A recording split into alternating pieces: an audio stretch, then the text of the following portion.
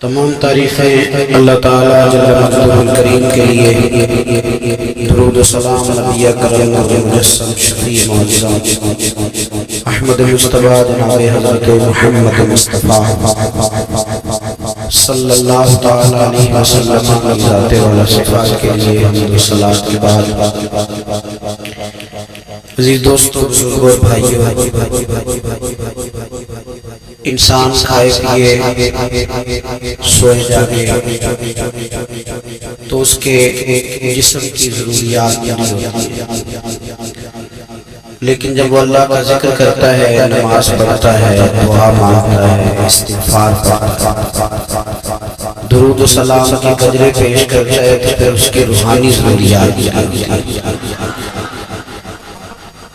آج اس زمانے میں ہم وقت گزار رہے ہیں، لوگوں کی جسمانی ضروریات پوری کرنے کے لیے، غذائی ضروریات پوری کرنے کے لیے بہت سارے بندوبست کیے جا رہے ہیں، لیکن جتنا لوگ اپنی ظاہری ضروریات میں خود کفیل ہوتے جا رہے ہیں، اتنا ہی زیادہ وہ روحانی طور پر کمزور ہوتے جا رہے ہیں۔ گھنٹوں بیٹھ کر گپ شپ کرنے والے لوگوں کے لیے تھوڑی دیر بھی ذکر الہی کرنا مشکل ہو جاتا ہے۔ لمبی چوڑی باتیں کرنے والے، لمبے چوڑے دلائل دینے والے لوگ اور سمجھدار لوگ اور سیانے لوگ عبادت کے معاملے میں سستی کرتے ہیں، عمل کے مسئلے میں کمزور ہو جاتے ہیں۔ تسبیحات کرنا، وظائف پڑھنا، درود و سلام پڑھنا، کم بولنا، سچی بات کرنا، صبر سے رہنا، شکر کو اپنانا، قناعت اختیار کرنا، حسد، بغض، عداوت سے بچنا، یہ لوگوں کے لیے مشکل ہو جاتا ہے۔ پھر اس کا نقصان یہ ہے کہ معاشرہ ایک عجیب سی بے سکونی اور بے قراری کا شکار ہے۔ جیب میں بہت زیادہ پیسے رکھنے والا، خوش شکل نظر آنے والا، پیٹ بھر کے روٹی کھانے والا شخص بھی ڈھونڈتا پھرتا ہے کہ آخر میں پریشان ہوں کیوں۔ آپ انسانیت کی تاریخ پڑھیں گے تو آپ کو معلوم ہوگا کہ انسان نے کبھی پتھر کی پوجا کی، کبھی معاذ اللہ چاند سورج کی، درختوں کی، بتوں کی پوجا کی۔ معاذ اللہ یہ غلط ڈائریکشن پہ تو چڑھ گیا، لیکن ایسا نہیں ہے کہ کوئی بندہ دنیا میں آیا ہو اور کسی کی اس نے عبادت نہ کی ہو۔ اس لیے کہ اللہ تبارک و تعالیٰ نے جس طرح ہمارے جسم میں کھانے کی طلب رکھی ہے، پینے کی طلب رکھی ہے، سونے کی طلب رکھی ہے، اسی طرح اللہ تعالیٰ نے عبادت کے لیے طلب رکھی ہے جسم میں۔ یہ تو ہوا کہ انسان گمراہ ہو گیا، غلط رستوں پہ چل نکلا، اس نے جھوٹے معبودوں کی طرف معاذ اللہ توجہ کر لی، لیکن وہ کسی نہ کسی کے سامنے جھکتا رہا، چونکہ اس کے وجود میں طلب تھی، شوق تھا اسے کہ وہ عبادت کرے۔ اللہ تبارک و تعالی جب مسلمان کو توفیق دے اور اللہ کی بارگاہ کی جانب وہ رجوع کرے، تو پھر اس کا رویہ یہ ہونا چاہیے کہ اس کی توجہ ہو اللہ کی جانب۔ ہمارے ہاں تسبیحات پڑھ لی جاتی ہیں اگر کبھی موقع ملے، لیکن وہ خاص انہماک، وہ خاص شوق، وہ خاص ذوق اللہ تبارک و تعالیٰ کی عبادت کا، ایک ہوتا ہے نماز پڑھنا، ایک ہوتا ہے اہتمام کے ساتھ نماز پڑھنا، یعنی ذرا وقت پہ اٹھنا، ذرا صحیح کر کے وضو کرنا، ذرا شوق سے مصلی بچھانا۔ ایک ہوتا ہے تسبیح پڑھ لینا، اور ایک ہوتا ہے ذرا تھوڑا سا نا شوق کے ساتھ اللہ کو یاد کرنا۔ آپ کبھی جو میں نے آیہ کریمہ پڑھی، اس کی آپ شان نزول دیکھیں۔ نبی کریم صلی اللہ تعالیٰ علیہ وسلم کے نا کچھ صحابہ اللہ کی محبت کے شوق میں حضور کی بارگاہ میں حاضر ہوئے، اور انہوں نے آ کے عرض پتہ کیا کیا؟ عرض کرنے لگے یا رسول اللہ صلی اللہ تعالی علیہ وسلم سالوں بیت گئے ہیں سجدے کرتے ہوئے، حضور سالوں بیت گئے ہیں تسبیح پڑھتے ہوئے، سالوں بیت گئے کہتے ہوئے کہ سبحان اللہ وہ پاک ہے، ہمیں سالوں بیت گئے یہ کہتے ہوئے کہ اللہ اکبر وہی سب سے بڑا ہے، سالوں بیت گئے کہتے ہوئے کہ الحمدللہ ساری تعریفیں اللہ کے لیے، سالوں بیت گئے اس کی تسبیح کرتے، تحلیل کرتے، تکبیر کہتے۔ حضور اب نہ ہمارا اپنے رب سے ملنے کو جی چاہتا ہے، کبھی اے حقیقت منتظر نظر آ نہ لباس مجاز میں، لاکھوں سجدے تڑپ رہے ہیں میری جبین نیاز میں۔ اور اقبال کہنے لگے کہ تیرے عشق کی انتہا چاہتا ہوں، تو میری سادگی دیکھ کیا چاہتا ہوں، میرا ذرا سا تو دل ہے مگر شوخ اتنا، میں وہی لن ترانی سنا چاہتا ہوں۔ میرا بھی دل کرتا ہے کہ اللہ میں تجھے کہوں میں تجھے دیکھنا چاہتا ہوں، جس طرح حضرت موسیٰ کلیم علیہ السلام نے کہا تھا، اور تو مجھے کہے کہ لن ترانی تو نہیں دیکھ سکتا، ذرا سا تو دل ہے مگر شوخ اتنا، میں بھی وہی لن ترانی سنا چاہتا ہوں۔ پھر کہنے لگے بھری بزم میں راز کی بات کہہ دی، بڑا بے ادب ہوں سزا چاہتا ہوں۔ دیکھو سب لوگوں کے بیچ ہی میں نے یہ کہہ دیا۔ میرے عزیز صحابہ نا شوق میں، کتنے سارے لوگ ہیں آپ، کتنی ماشاءاللہ بڑی تعداد میں آپ آئیں، ہم بھی کبھی اس شوق میں گئے ہیں کہ ہمارے رب کو دیکھنے کو دل چاہتا ہے، ہمارا جی چاہے وہ کبھی ہمیں ملے، ہم کبھی اس کی زیارت کریں، اس کی بارگاہ کرم میں ہم حاضر ہوں۔ صحابہ نے عرض کیا یا رسول اللہ صلی اللہ تعالی وسلم ہمارا رب کہاں ہے؟ ہمارا نا اپنے رب کو دیکھنے کو جی چاہتا ہے۔ جب صحابہ نے یہ عرض کیا تو اللہ نے قرآن مجید نازل کیا، فرمایا وَإِذَا سَأَلَكَ عِبَادِي عَنِّي فَإِنِّي قَرِيبٌ، محبوب جب میرے بندے آپ کی بارگاہ میں آ کے میرے بارے میں پوچھیں نا تو ان سے کہہ دینا میں ان کے قریب ہی ہوں، قریب ہی ہوں۔ دلیل کیا ہے؟ بھائی اذا دان، یہ جب بھی مجھ سے دعا مانگیں گے میں ان کی دعاؤں کو قبول فرماؤں گا، میں ان کے قریب ہوں، میں ان کے قریب ہوں۔ یہ جب بھی دعا مانگیں گے نا میں قبول کروں گا، میں ان کے قریب ہوں۔ اللہ تبارک و تعالیٰ کے بندے اللہ سے محبت کرتے، رب کی بارگاہ میں جھکتے، اس کو اپنے دکھ سناتے، اس کے پیارے محبوب صلی اللہ تعالیٰ علیہ وسلم کا وسیلہ لے کے اس کے حضور حاضر ہو جاتے، پیشانیاں سجدوں سے روشن ہوتی۔ ہم نا ہر چیز کے لیے وقت نکالتے ہیں، ہر چیز کے لیے، لیکن عبادت کے لیے وقت نہیں نکالتے۔ ہر شے آباد ہے، ہر شے، ہماری فیس بک بھی آباد ہے، واٹس ایپ بھی آباد ہے، ہمارے ٹویٹر بھی آباد ہیں، ہماری ہر چیز آباد ہے۔ سب سے کم آباد ہمارا مصلی رہ گیا ہے، سب سے کم۔ وہ لوگ اب ڈھونڈنے سے ملتے ہیں جن کی بغل میں مصلی ہوتا تھا۔ میرے بھائی آپ کتنا کو دنیا کے پیچھے بھاگو گے تھکا دے گی، کتنا دولت کے پیچھے بھاگو گے تھکا دے گی۔ آپ جب اپنی زندگی میں جمع تفریق کرو گے نا تو مرتے وقت احساس ہوگا کہ سارا کچھ تو لوگوں کے لیے کیا، اپنے لیے تو کر ہی کچھ نہیں سکے۔ اور ہم عبادت کے معاملے میں بہانے بازی بھی کرتے ہیں، ہم کہتے ہیں اوہو رزق کمانا بھی تو عبادت ہی ہے نا، تو میں حلال روزی کے لیے جا رہا ہوں یہ بھی تو عبادت ہے نا۔ میری طرح کے لوگ کہہ دیتے ہیں کہ میں سویرے اٹھ کے مدرسے میں کچھ اسباق دیکھتا ہوں تو یہ بھی تو عبادت ہے، میں بیان کرنے کے لیے مطالعہ کرتا ہوں تو یہ بھی تو عبادت ہے نا، اتنے لمبے سفر کر کے ملک میں دنیا میں گھومتا ہوں تو یہ بھی تو میں عبادت ہی کر رہا ہوں۔ اب اسپیشل نفلوں کے لیے وقت کس طرح نکلے، اسپیشل کر کے تسبیح میں کیسے چلاؤں، میں سارا کچھ ہم بہانے بنا لیتے ہیں نا۔ میرا سوال یہ ہے کہ یہ ساری باتیں صحابہ کو، نبی کریم کو، دیگر لوگوں کو بھی تو پتہ تھی نا، لیکن آپ غور تو کریں 23 سال حضور کو وقت ملا، مختصر وقت ظاہراً تبلیغ کرنے کے لیے، پوری دنیا میں دین بھی پھیلانا ہے۔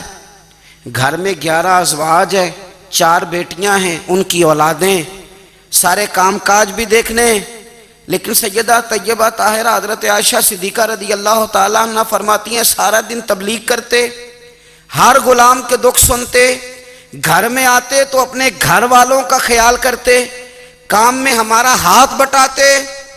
قربان جاؤں، کہتی ہیں زمانہ سارا سو جاتا لیکن آمنہ کے لال مصلی بچھا لیتے۔ دنیا سو گئی ساری، سب سو گئے، جو خدام تھے، وہ جو غلام تھے، وہ سو گئے۔ صحیح مسلم نے لفظ ملیں گے، سیدہ پاک فرماتی ہیں او میرے نبی کے غلاموں، میں نے یہ رنگ بھی دیکھا ہے کہ حضور نے اتنا کھڑے رہے، اتنا قیام کیا، اتنا قیام کیا کہ مقدس پیروں میں ورم آ گئے، سوج گئے پیر، اتنے بڑے۔ دل پہ ہاتھ رکھ کے نہیں بتا سکتا کہ میرے کبھی نماز میں پیر سوج گئے ہوں، کوئی نہیں بتا سکتا۔ بچوں کی روٹی کماتے تھک گئے بات الگ ہے، ہم سیر کرنے گئے تو تھک گئے بات الگ ہے، لیکن عبادت میں یہ بھی تو مسلم شریف ہے نا، یہ بھی تو دین ہے نا، یہ بھی تو حضور کی سنت ہے، یہ بھی تو وہ چیز ہے جو کریم کی آنکھوں کی ٹھنڈک ہے۔ سیدہ فرماتی ہیں پیروں میں ورم آ گئے، اور ساری رات ہی حضور نے نماز پڑھی اور ایک ہی آیت بار بار دہرائی۔ مسجد نبوی میں بلال حبشی نے فجر کی اذان دے دی اور حضور ابھی مصلی پہ تھے، کریم فارغ ہوئے۔ میں نے عرض کی یا رسول اللہ صلی اللہ علیہ وسلم، آپ کے تو صدقے اللہ اگلے پچھلوں کے گناہ معاف کرے گا، تو آپ اتنی آہوزاری کیوں فرماتے ہیں؟ آپ تو شفیع ہیں، آپ تو انبیاء کے امام ہیں۔ تو حضور نے فرمایا عائشہ تم نے گنوایا ہے نا میرے اللہ کی مجھ پر کتنی رحمت ہے، افلا اکون عبدا شکورا، فرمایا اگر اس نے اتنی نعمتیں دی ہیں تو کیا میں اس کا شکر گزار بندہ نہ بنوں؟ میں شکر گزار بندہ نہ بنوں اس کا؟ پھر اگر اتنی نعمتیں اس نے دی ہیں، مجھے اتنا نوازا ہے، تو پھر میں اس کے سامنے سجدے نہ کروں؟ او میرے بھائی، بڑے قابل فخر لوگ ہیں ہم کہ ہم نبی پاک کے غلام ہیں، ہم قابل فخر ہیں کہ نبی کریم کے غلام ہیں۔ کیا کبھی اس غلامی کے شکرانے میں بھی دو نفل پڑھے کہ یا اللہ تیرا شکر ہے تو نے ہمیں حضور کا غلام بنایا ہے؟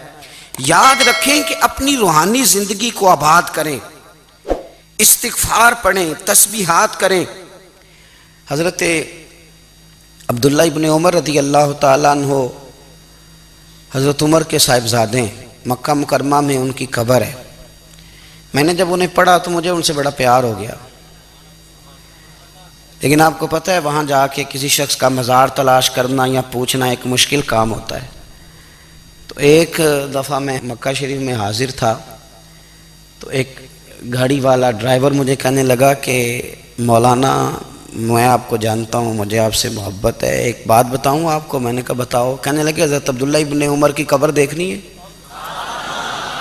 میں نے کہا یہ تو نہیں کہہ رہا، یہ کسی نے بندوبست کرایا ہے، یہ اللہ نے تیرے دل میں بات ڈالی ہے، یہ ہو گیا تو لے چل مجھے۔ حضرت عبداللہ ابن عمر کو نبی پاک نے فرمایا تھا راجل صالح، یہ نیک بندہ ہے، یہ متقی آدمی۔ حضرت عبداللہ ابن عمر رضی اللہ تعالیٰ عنہ سیدنا فاروق اعظم رضی اللہ تعالیٰ عنہ کے صاحبزادے ہیں، اور ان کی ہمشیرہ سیدہ حفصہ رضی اللہ تعالیٰ عنہ حضور کی زوجہ محترمہ ہیں۔ ایک دن اپنی ہمشیرہ سے کہنے لگے کہ نبی کریم صلی اللہ تعالیٰ علیہ وسلم گھر میں آئے نا، اور اگر حضور غم امت میں پریشان نہ ہوں، طبیعت کو حشاش بشاش دیکھو، تو ذرا پوچھنا تو صحیح حضور کا میرے بارے میں کیا خیال ہے، پوچھنا تو صحیح کہ کریم کی بارگاہ میں میرا کیا مقام ہے، میرے بارے میں حضور کیا فرماتے ہیں۔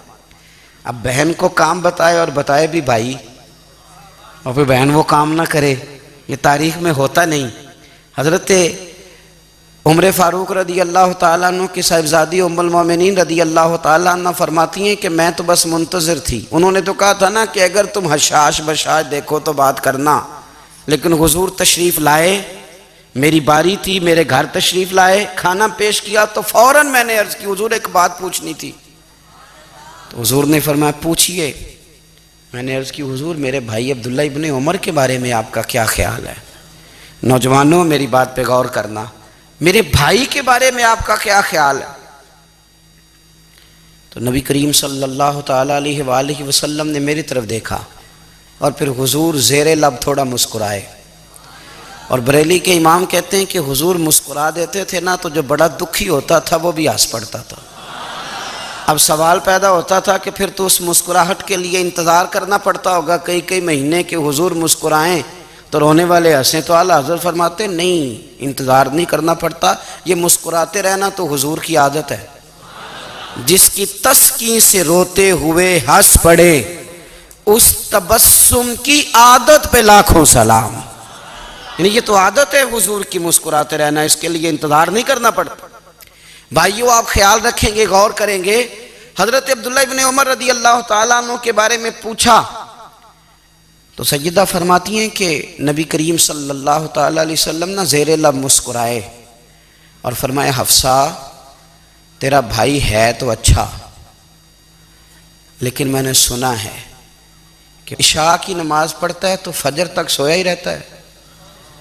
او نوجوانوں، 10 بجے تک سونے کی بات نہیں ہوئی، 9 بجے تک سونے کی بات نہیں ہوئی، 11 بجے اٹھنے کی بات نہیں۔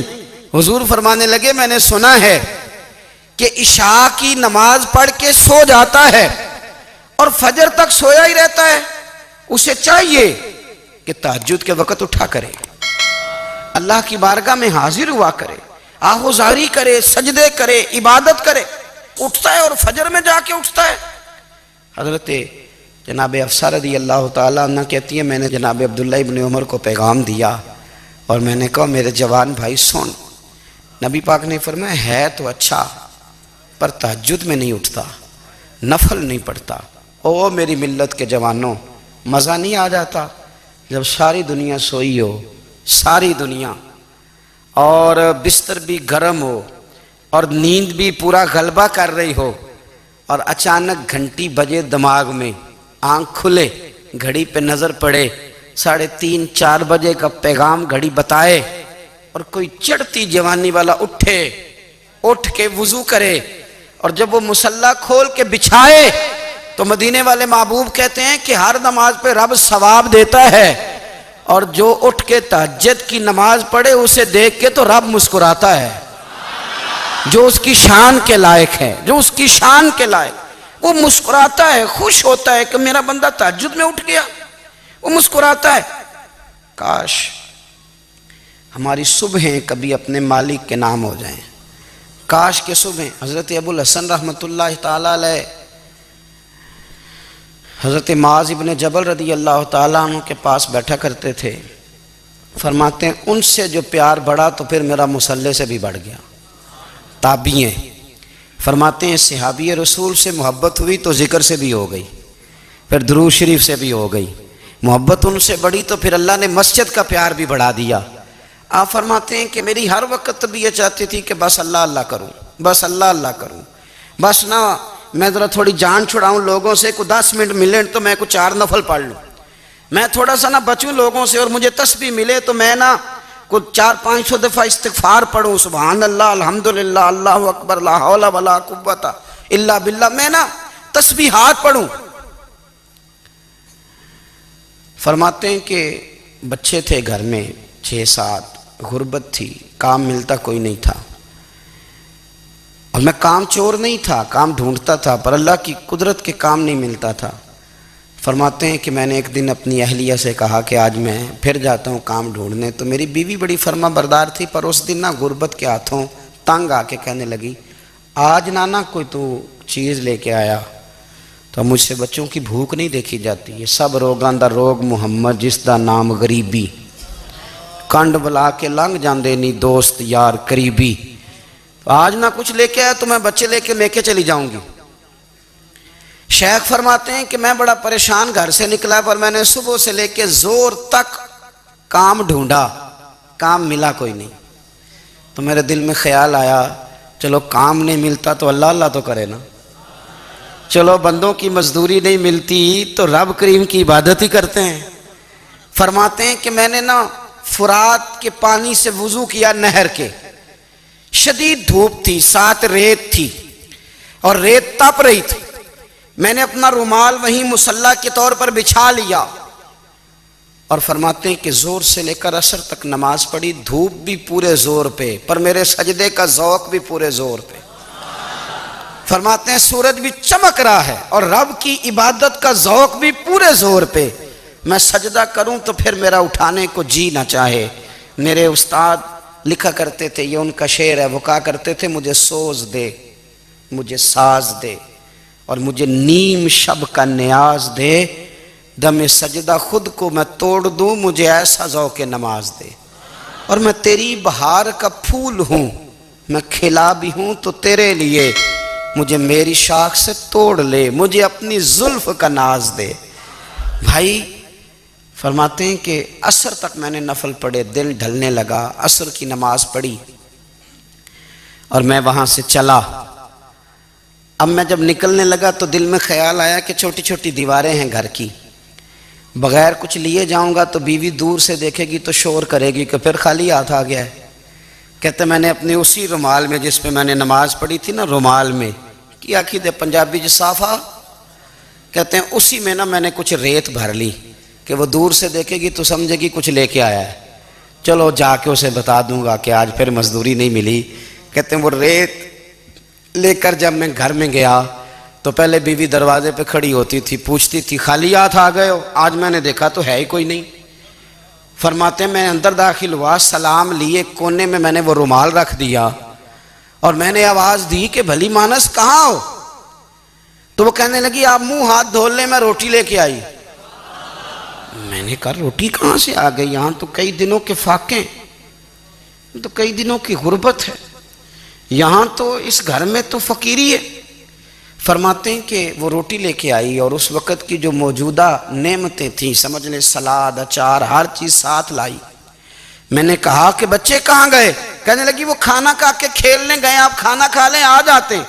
کھانا اس نے چن دیا۔ میں نے حیرت انگیز لہجے میں ساری نعمتیں اپنے دسترخوان پہ دیکھ کر کے بیوی سے پوچھا یہ کہاں سے آیا کھانا؟ بچوں کو تو نے کہاں سے کھانا کھلایا؟ یہ سارا کچھ کیسا ہے؟ تو کہنے لگی پتہ نہیں آج آپ کس کریم کی مزدوری کرنے چلے گئے تھے، پتہ نہیں کس کریم کی، میرے گھر میں تو اتنی نعمتیں آئی ہیں کہ مجھ سے سنبھالی نہیں جا رہی، اتنا اناج ہے، اتنا گندم ہے، کس کریم کے دروازے آج چلے گئے تھے؟ یہ کہتے کہتے وہ اٹھی اور اٹھ کر کے کہنے لگی پہلے ہی بڑا کچھ آیا تھا، اب کیا لے آئے ہو؟ اور جا کر کے نا اس نے وہ ریت والا رومال کھولا، کہنے لگے میں تو لے کے آیا تھا ریت، تو میرے رب نے اسے بھی سونے اور ہیرے بنا دیا تھا۔ جب آپ کی توجہ اللہ کی جانب، میرے نبی پاک صلی اللہ تعالی علیہ وسلم نے فرمایا ہر چیز اپنے رب سے مانگ، ہر چیز مانگ، ہر چیز مانگ۔ یا رسول اللہ کیا کچھ؟ میرے محبوب نے فرمایا تیرے گھر میں نمک بھی ختم ہو جائے تو وہ بھی اپنے رب سے مانگا کر، تو مانگنا وہ تجھے دے گا، تو اس کی بارگاہ میں کشکول طلب دراز تو کرنا۔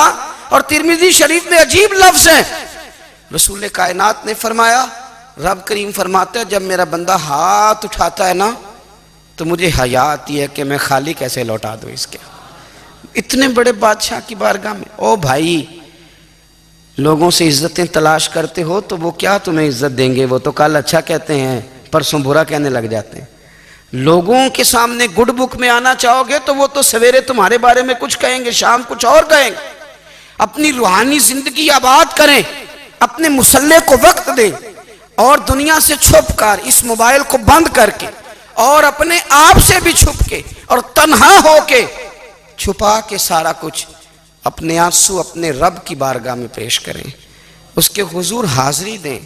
سنو نا ترمذی کی حدیث اور اسے یاد رکھنا، نبی پاک علیہ السلام نے فرمایا اپنے دکھ لوگوں کے سامنے نہ بیان کرنا، سیٹھوں نوابوں کو نہ بتاتے پھرنا، دنیا داروں کے سامنے جا کے نہ رونا کہ میں تکلیف میں ہوں۔ فرمایا اگر دنیا داروں کو دکھ بتاؤ گے رب تمہیں کبھی غنی نہیں کرے گا، اور لوگ ہیں کہ الٹا مذاق اڑائیں گے۔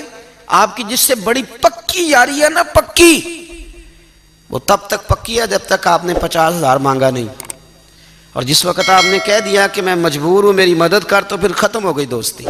لوگوں کی تعلقات آپ کے ساتھ تب تک ہیں جب تک آپ ان سے کوئی ضرورت وابستہ نہیں کرتے۔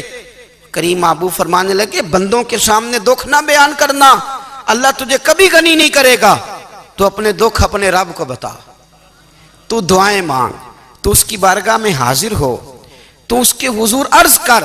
فرمایا اپنے دکھ اپنے رب کو بتا، وہ جلدی کرے یا دیر سے کرے تجھے ساری دنیا سے بے نیاز کر دے گا، تجھے کسی کا محتاج نہیں رہنے دے گا۔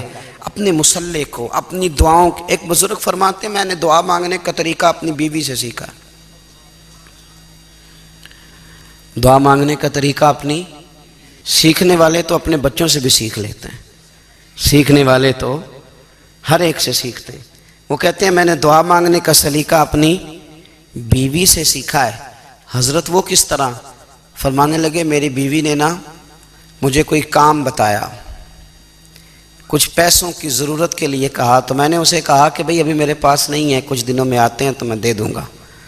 عورتوں کی عادت ہوتی ہے وہ بار بار یاد کراتی ہیں. 2-4 دنوں کے بعد پھر اس نے کہا حضرت وہ میں نے کہا تھا کچھ پیسے، میں نے اسے کہا کہ ابھی میرے پاس نہیں ہے، کچھ دنوں میں ملتے ہیں تو میں تمہیں دے دوں گا. اس نے کچھ دنوں کے بعد پھر کہا حضور وہ میں نے کچھ پیسے کہے تھے. فرماتے میں نے ڈانٹ دیا، میں نے کہا کہ کیا تو روز مجھے شرمندہ کرتی ہے، کہا نا میرے پاس نہیں ہے، ہوں گے تو دے دوں گا، تو روز یاد کراتی ہے.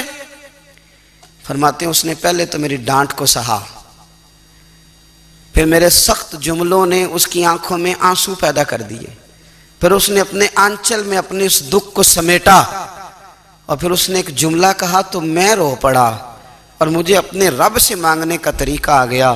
مجھے کہنے لگی حضرت جی آپ نے ڈانٹ دیا میں نے سہ لیا، پر آپ ہی میرے شوہر ہیں، بتائیں نا آپ سے نہ کہوں تو میں کس سے جا کے کہوں. فرماتے ہیں میں رو پڑا اور میں کھل کے رویا اور میں تڑپ کے رویا، اور پھر میری سسکیاں بند گئیں. تو مجھے کہنے لگی آپ کو کیا ہوا؟ میں نے کہا مجھے بھی دعا مانگنی آ گئی ہے. جب میں اسے کہوں گا نا اللہ تو ہی میرا رب ہے، میں تجھ سے نہ کہوں تو میں کس سے جا کے کہوں؟ میں کیوں کسی بندے سے سوال کروں؟ میں کیوں کسی دنیا دار سے کہوں؟ میں تیرے بندوں کا، نیک بندوں کا وسیلہ لے کے، تیرے محبوب کی غلامی لے کے تیری بارگاہ میں آیا، تجھ سے نہ مانگوں تو کس سے مانگوں؟ سمجھ آ گئی ہے. جب میں اس رنگ میں مانگوں گا تو پھر رب میرے اوپر بڑا ہی فضل فرمائے گا، وہ میرے اوپر بڑی رحمت کرے گا، وہ میرے لیے آسانیاں کرے. عزیز دوستو ہم اس طرح کرنے لگ گئے ہیں کہ ہم نے نا اپنے تعلقات پر اعتماد کرنا شروع کر دیا ہے. میرے تعلقات بہت ہیں. ہم نے اپنی دولت پر اعتماد کرنا شروع کر دیا ہے، میرے پاس دولت بہت ہے. ہم نے اپنے علم پر، اپنی شہرت پر اعتماد کرنا شروع کر دیا ہے کہ میرے پاس فلاں چیز بہت ہے. یاد رکھنا جب بے نیاز اپنی صفت بے نیازی دکھاتا ہے تو بڑی بڑی دولتوں والے مجبور نظر آتے ہیں. بھائیو جب انسان کا رشتہ اپنے مالک کے ساتھ ہوتا ہے پھر تو غم بھی کچھ نہیں کہتے، پریشانیاں بھی کچھ نہیں کہتی، پھر تو زندگی صبر والی، پھر تو زندگی توکل والی، پھر تو زندگی بھروسے والی. پھر انسان اپنے آپ کو رسوا نہیں کرتا، دنیا داروں سے امیدیں اس کی ختم ہو جاتی، امیدیں اللہ رسول سے لگا لیتا ہے، مضبوط ہو جاتا ہے، مضبوط، طاقتور ہو جاتا ہے، خوددار ہو جاتا ہے، باوقار باعزت ہو جاتا ہے. حضرت بہلول دانا رحمت اللہ علیہ بیٹھے تھے تو ہارون رشید حج کر کے آ رہا تھا، تو رستے میں حضرت شیخ سے ملاقات ہو گئی تو السلام علیکم کے بعد کہنے لگا حضور کوئی حکم ہو تو بتائیے گا. تو حضرت بہلول دانا فرمانے لگے تیرا رب کون ہے؟ اس نے کہا اللہ. تو فرمایا میرا کون ہے؟ کہا اللہ. فرمانے لگے تو بڑا ہی بیوقوف ہے، کیا تو یہ سمجھتا ہے کہ رب ہارون رشید کو تو دے گا اور بہلول دانا کو بھول جائے گا؟ تیرا بھی وہی رب ہے، میرا بھی وہی رب ہے. اس نے اگر تجھے دے کے آزمایا ہے تو ہو سکتا ہے مجھے نہ دے کے آزما رہا ہو. جب اس کی حکمت کے تقاضے ہوں گے تو عطا کرے گا اور دے گا. تو جا اپنا کام کر. بھائی اپنی روحانی زندگی، اپنی عبادات، اپنے وظائف، اپنے روزمرہ کے معاملات، اپنی دعائیں، اپنا استغفار. دیکھو کوئی مشکل کام تو نہیں، 2 رکوع ہیں سورہ واقعہ کے اگر رات کو پڑھ لی جائے تو. میں کس طرح یہ بات بیان کروں کہ تعویذ بانٹنا آسان ہے اور وظیفہ بتانا مشکل ہے. سارا دن تعویذ بانٹیں تو لوگ لینے کو تیار ہیں، اور اگر آپ وظیفہ بتائیں تو کہتے ہیں تو مشکل کام ہے. او خدا کے بندے، اگر آپ کا تعلق قرآن پاک کے ساتھ مضبوط ہو، قرآن پاک کے ساتھ اگر آپ کا رشتہ ہو، لوگ سفارشیں ڈھونڈتے ہیں نا دنیا میں کوئی تعلق مل جائے تو میرا کام ہو جائے. دنیا میں اتنا مشکل معاملہ ہے، آخرت میں مجھے بتائیے گا کتنا مشکل معاملہ ہوگا. میرے نبی پاک صلی اللہ تعالیٰ علیہ وسلم نے فرمایا جو لوگ سورہ ملک پڑھا کرتے تھے نا، سورہ ملک، یہ سورت ملک قیامت میں ان کی سفارش کرے گی. اور اس طرح کرے گی کہ کہے گی اے اللہ یہاں اس بندے کو جنت میں داخل کر دے یا مجھے قرآن پاک سے علیحدہ کر دے، تو رب فرمائے گا جا اس کا دامن تھام کے اسے جنت تک پہنچایا۔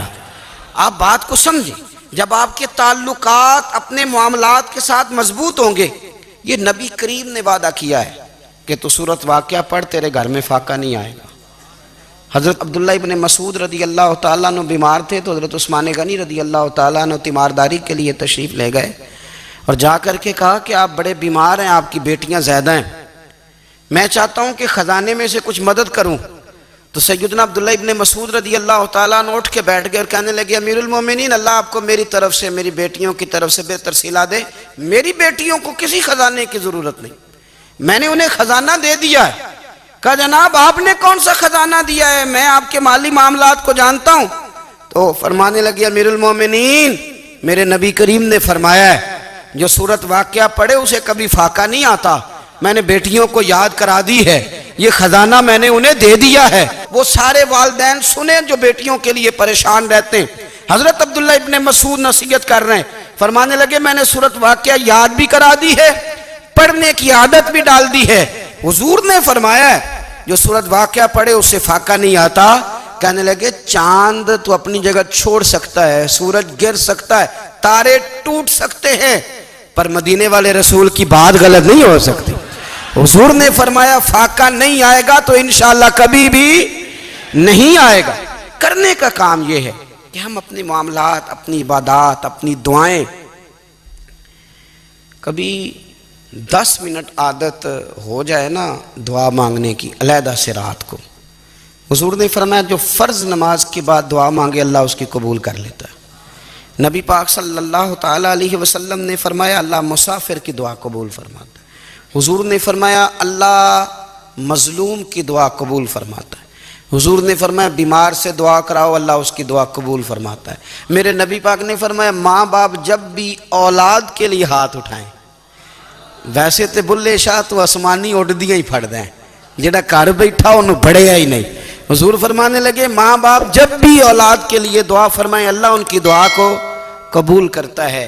آپ اپنا تعلق بنائیں، دعا کے ساتھ، عبادت کے ساتھ، مصلی کے ساتھ رشتہ بنائیں، استغفار پڑھیں۔ صلاح الدین ایوبی صلیبی جنگوں میں تھے، رات کو مسجد اقصیٰ میں نماز پڑھی تو پریشان تھے۔ ایک بزرگ سے ملاقات ہوئی تو وہ کہنے لگے کہ آپ بڑے پریشان ہیں۔ کہنے لگے حضور پریشان اس لیے ہوں کہ پہلے ہی مسلمان کمزور ہے، اب میں نے سنا ہے دشمن کا ایک بحری بیڑا وہ جنگی سامان سے بھرا ہوا آ رہا ہے، تو اب ان کے پاس اور تلواریں اور نیزے آ جائیں گے، مسلمانوں کے پاس پہلے ہی وسائل کی کمی ہے، پریشان ہوں کس طرح کر کے مقابلہ کریں گے۔ یہ بات کہتے ہی صلاح الدین ایوبی نے بزرگوں سے کہا حضور آپ بھی دعا کرنا، دعا کی بڑی طاقت ہے۔ میرے نبی پاک نے فرمایا دعا مومن کا ہتھیار ہے، دعا مومن کا۔ حضور نے فرمایا تقدیر کو سوائے دعا کے کوئی چیز نہیں بدل سکتی، دعا مومن کا ہتھیار ہے، یہ کافر کے پاس کوئی نہیں، یہ ہتھیار ہے مومن کا۔ اللہ کرے آپ کو سمجھ آئے، پھر سنیں کئی بار کہہ چکا ہوں یہ ہتھیار ہے۔ کافر کے مقابلے میں جو تیرے پاس سب سے بڑا ہتھیار ہے وہ دعا ہے۔ دعائیں کرانی چھوڑ دی، کرنی چھوڑ دی، لینی چھوڑ دی۔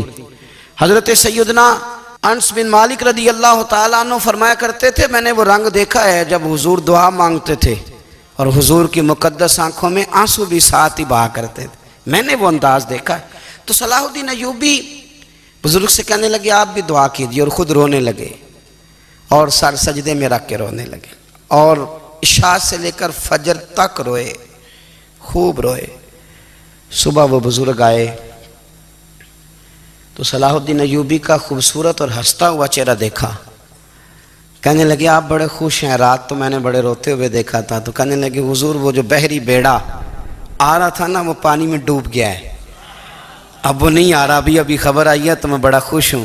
بزرگ کہنے لگے اٹھ سینے سے لگ اور سن ایک بات، وہ بحری بیڑا پانی میں نہیں ڈوبا، وہ تیرے آنسوؤں میں ڈوب گیا ہے۔ وہ جو تو رات رویا ہے نا رب کریم کی بارگاہ میں تو وہ ڈوب گیا ہے۔ بھائی اپنا مصلی کا، عبادت کا، وظائف کا، اللہ اللہ کا سلسلہ اس کو مضبوط کریں، اپنی دعاؤں کے تعلق کو مضبوط کریں۔ دعائیں بڑے انقلاب برپا کر دیتی ہیں۔